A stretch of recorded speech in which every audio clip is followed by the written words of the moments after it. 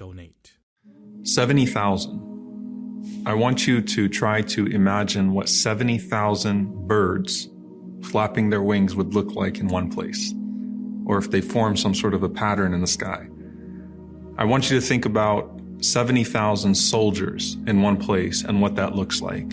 70,000 of a posse or an entourage of human beings that were with you, moving in a singular direction, and you being the focal point of their attention.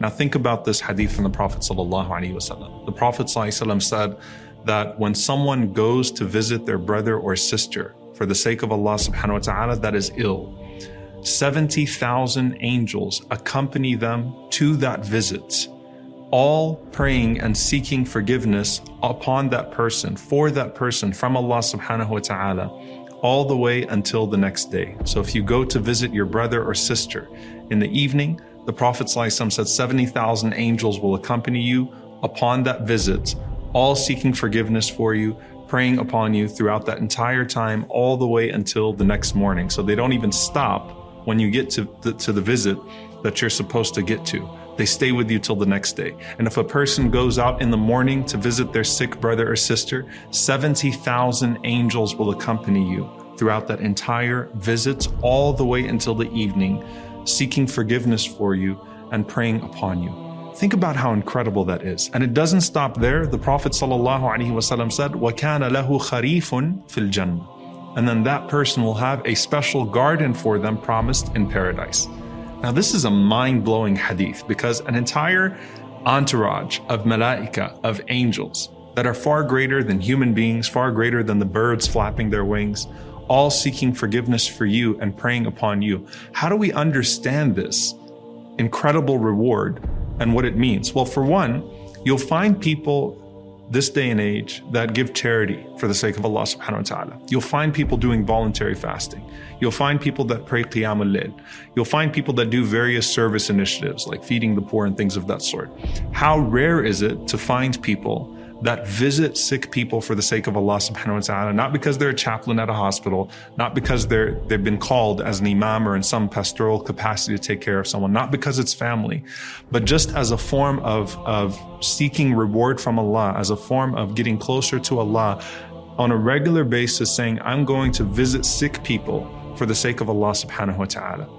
So the first thing is how rare it is to find people that do that, communities or groups or organizations that do that as a religious habit, separated from all other things. And of course, connect that to what the Prophet ﷺ has already said about a person that just goes to visit their brother or sister for the sake of Allah subhanahu wa ta'ala, for the sake of Allah and nothing else, visiting a sick person.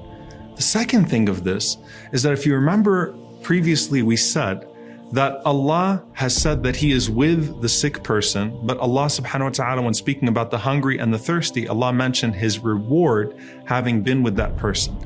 And the number 70,000 is significant in that regard. The Prophet ﷺ said that every day, as he had seen on his journey of Al-Isra wal-Mi'raj, on his ascension, every day 70,000 angels visit Al-Bayt al-Ma'mur, which is right above the Kaaba, the frequently visited home, and they make tawaf around that and they never return. 70,000 enter every single day as they visit the house of Allah subhanahu wa ta'ala, or they visit the equivalent of the house of Allah subhanahu wa ta'ala, the Kaaba that exists for us in the form of Al-Bayt al-Ma'mur. And so some of the scholars connected it to that. It's because the sick person has such a special position with Allah subhanahu wa ta'ala in those moments, so much so that it's like Allah subhanahu wa ta'ala is with them. The reward is so incredible that 70,000 assigned angels would come to accompany you on that visit because of how special it actually is. And, if you add that to the reward of someone who fasts, you add that to someone who's fasting in the month of Ramadan, you add that to someone who's giving charity and the reward of charity, you add that to just the reward of checking up on someone for the sake of Allah subhanahu wa ta'ala, particularly when someone needs it most, when they're feeling ill. And you think about how incredible that reward is. And there's something else that's special about this, which is كَانَ لَهُ خَرِيفٌ فِي الْجَنَّةِ, that they have a special garden in Jannah. If you remember previously, Allah has promised that person who is ill that if Allah subhanahu wa ta'ala takes them, if they pass away as a result of that illness, they have a special garden in Jannah. And so, just like when you make dua for your brother and sister, the angel says, Ameen wa laka bimithlihi, Ameen, and for you as well.